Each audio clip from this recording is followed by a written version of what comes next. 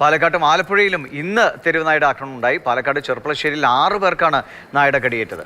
പകരാവൂർ ഭാഗത്ത് വിവാഹ ചടങ്ങിന് എത്തിയവർക്ക് നേരെയായിരുന്നു നായയുടെ ആക്രമണം. വെള്ളിലേഴി പഞ്ചായത്തിലെ കുളക്കാട്, തിരുവാഴിയോട മേഖലകളിലും തെരുവ് നായയുടെ ശല്യം രൂക്ഷമാണെന്ന് നാട്ടുകാർ പരാതി പറയുന്നു. അമ്പലപ്പുഴയിൽ കാൽനട യാത്രക്കാരനാണ് കടിയേറ്റത്. അക്രമകാരിയായ നായയെ പിന്നീട് സത്ത നിലയിലും കണ്ടെത്തി. രൂപമൊക്കെ മാറിയിട്ട് ഇങ്ങനെ അവിടെ ഇവിടെ കടിച്ചിങ്ങനെ നടക്കുന്നത് ആളുകൾ കണ്ടിട്ടുണ്ട്. ഗോപിയെ കടിച്ച് പുള്ളിയെ ഇപ്പം വണ്ടാനം ഹോസ്പിറ്റലിൽ കിടക്കുകയാണ്. അതുമാത്രമേ പല ആളുകളെയും ഈ ചാടി ആക്രമിക്കാൻ ശ്രമിച്ചപ്പോഴത്തേക്ക് ഇത് പിന്നെ അവർ സാഹസികമായിട്ട് രക്ഷപ്പെട്ടു പോവുകയായിരുന്നു.